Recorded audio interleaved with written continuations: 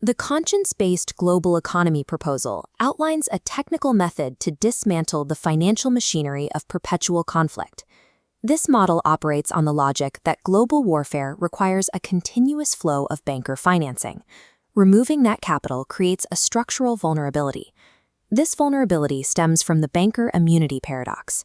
Financial actors historically escape the consequences of the wars they fund, even when those conflicts result in total civilizational collapse. In 1815, banking networks financed both sides of the Battle of Waterloo. During the ensuing crisis, they acquired British sovereign debt at steep discounts, multiplying their profits while the nations involved suffered the costs of the war. By the 20th century, these networks financed the massive industrial production required for 2 world wars. In both instances, the same creditors who funded the destruction were later contracted to finance the post-war reconstruction. Institutions like the Bank for International Settlements operate outside the legal reach of sovereign nations.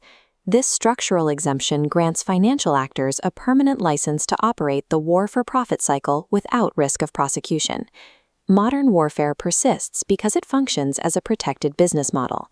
High-risk military conflicts produce high-yield sovereign debt, and the creditors are shielded from the fallout. The war economy runs on 2 engines: the military-industrial complex, or MIC, and the economic-industrial complex, the EIC. The military-industrial complex generates profit through institutionalized violence. It converts taxpayer wealth and bond market capital into the munitions and logistics required for kinetic warfare. The economic-industrial complex focuses on deception. The 1954 Guatemala Impunity Doctrine serves as the template. Corporate interests manufactured a coup to protect trade monopolies, establishing a pattern of zero-consequence intervention. Today, the primary engine is the central banking system. Through petrodollar recycling, international trade directly services the debt used to finance global military projection. The United States entered 2026 with over $40 trillion in debt. Interest payments on this total now surpass the nation's actual military spending. This $40 trillion represents the accumulated, unpaid invoice of a century of banker-financed wars. It is an illegitimate ledger generated by a cycle of manufactured conflict. Replacing this system requires a mechanism that cannot be co-opted by political interests or propaganda. The proposal utilizes the precognitive conscious hypothesis as its starting point. The brain processes 60,000 stimuli daily, each passing through a 1/60th of a second window, a moment of pure moral awareness. This window is the pareidolia. It occurs before fear, social conditioning, or media manipulation can influence a decision. It is a biological constant shared by every human being. To translate this neural impulse into a financial filter, the OpenBooks.ai protocol requires a documented pareidolia pause before any sovereign financial decision. The decision maker runs the action through the 5-question filter, recording if the transaction serves the public good and survives a transparency audit. This framework relies on applied, measurable neurology. It transforms a microscopic biological event into a mandatory step in the global financial workflow.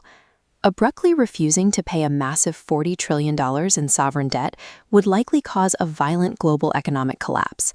Managing this risk requires a very specific sequence of actions. The Trinitarian framework dictates the sequence for stability. First, fairness, recognizing debt as structurally illegitimate, a recovery of stolen wealth.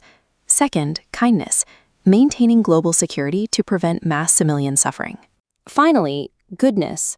The replacement banking architecture must be fully operational before retiring the old. Systematic change is achieved through this parallel construction. You do not rely on destruction. Instead, you rely on the meticulously sequenced implementation of a better model. The OpenBooks.ai platform provides the digital infrastructure for this new model, enabling the pareidolia pause at a global scale. This comparison shows the financial viability of the model. The $40 trillion debt represents the cost of the old system.